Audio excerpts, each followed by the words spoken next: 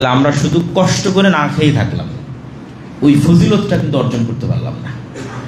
তাহলে যেহেতু কষ্ট করছি, সেহেতু আর দুইটা অতিরিক্ত কষ্ট করতে তো আর সমস্যা নেই।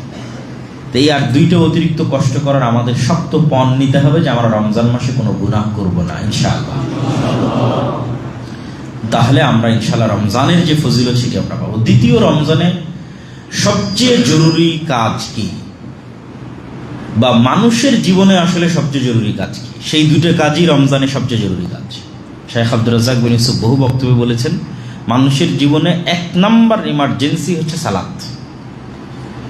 1 নম্বর সবচেয়ে জরুরি আদায়যোগ্য কাজ, যার চেয়ে জরুরি কোনো কাজ পৃথিবীতে নাই, সেটা সালাত। তার সাথে দ্বিতীয় জরুরি কাজ হচ্ছে কোরআন। এই জন্য উনি ওনার বহু বক্তব্যে বলেছে যে দিনে কিছু যদি না পারেন, সূরা নাস, ফালাক, ইখলাস হলেও পড়তে হবে, কোরআনের সাথে থাকতে হবে। তা এই রমজান মাসেও আমাদের সবচেয়ে জরুরি দুটো করণীয়, 1 নম্বর 5 ওয়াক্ত ফরজ সালাত, যদি পারা যায় জামাতের সাথে, সর্বোচ্চ চেষ্টা করা।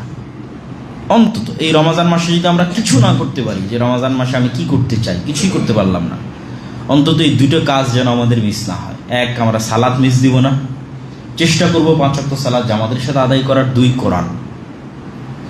কেননা এই রমাজানের যত বরকত, যত ফজিলত সব কোরআনের কারণে। শাহরু রমাদান আল্লাযী উনজিলা ফীহিল কোরআন, এই মাস সেই মাস যে মাসে কোরআন অবতীর্ণ হয়েছে।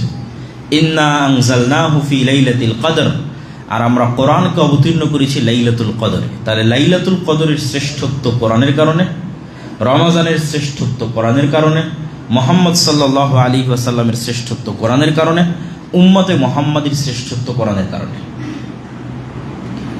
নূহ আলাইহিস সালাতু ওয়াস সালামের কওমের একজন মুমিন যদি 1000 বছর জীবন পেয়ে থাকে, আর উম্মতে মুহাম্মাদির একজন মুমিন যদি 60 বছর জীবন পেয়ে থাকে, তাহলে গ্যাপ প্রায় 940 বছর।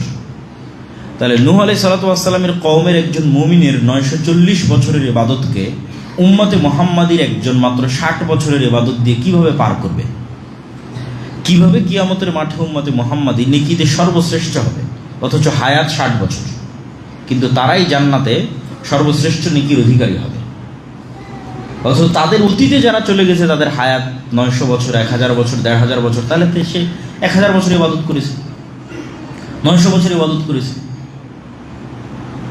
তো বলছে লাইলাতুল কদরি খায়রুম মিন আলফি শাহর, লাইলাতুল কদরের 1 রাতের ইবাদত 1000 মাসের ইবাদতের চেয়ে শ্রেষ্ঠ।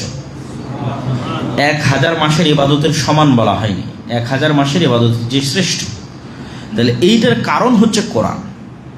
এই সূরা ফাতিহা উম্মতে মুহাম্মাদির কাছে আছে, অতীতের কোনো জাতির কাছে ছিল না। এই সূরা ফাতিহা পড়ার যে নেকি, সূরা বাকারা পাঠ করার যে নেকি, এই নেকি থেকে অতীতের উম্মতরা বঞ্চিত। এই জন্য কোরআন দিয়েই এবং কোরআনের বরকতেই উম্মতে মুহাম্মাদি অতীতের উম্মতের 1000 বছরের ইবাদতকে অতিক্রম করে যাবে মাত্র 60 বছরের জীবনের, তাও পুরোটা নয়। আমরা প্রতিদিনের 8 ঘন্টা ঘুমাই, তাহলে আমাদের জীবনের 3 ভাগের 1 ভাগ আমরা ঘুমাই, 60 বছরের 20 বছর ঘুমাই। আর এখন যদি আপনি নিজের ফোনের সেটিংসে গিয়ে দেখেন যে আপনি সারাদিন কতক্ষণ ফোন চালিয়েছেন, তো গড়ে দেখবেন 5 ঘন্টা, 6 ঘন্টা, 4 ঘন্টা, অন্তত 30%, 40% মানুষের গড়ে ফোন চালানোরই পরিমাণ 5 ঘন্টা, 6 ঘন্টা। তারপরে তো অফিসের কাজ আছে, খাওয়া দাওয়া সব কিছু আছে, সব মিলে আসলে আমরা ইবাদত করি কতক্ষণ? কিয়ামতের মাঠে মানুষ দেখবে যে তার হায়াত দুনিয়াতে ছিল 1 দিন। কেন? মানে সারা জীবনে যতটুকু কাজ আল্লাহর জন্য হয়েছে, ওটা জমা হতে হতে 1 দিনের সমান হয়েছে। 5 মিনিট আল্লাহর জন্য, 10 মিনিট আল্লাহর জন্য, এই করতে করতে 1 ঘন্টা আল্লাহর জন্য, এই করতে করতে করতে করতে করতে 24 ঘন্টা, 60 বছর মিলিয়ে 24 ঘন্টা টিকানো গেছে আল্লাহর জন্য। তাহলে দুনিয়াতে সে প্রকৃত জীবন যেটা সে যাপন করেছে, সেটা মাত্র 1 দিন, ওইটা প্রকৃত জীবন। আর বাকি যেটা সে অন্য জায়গায় ব্যয় করেছে, সেটা কিন্তু প্রকৃত জীবন নয়।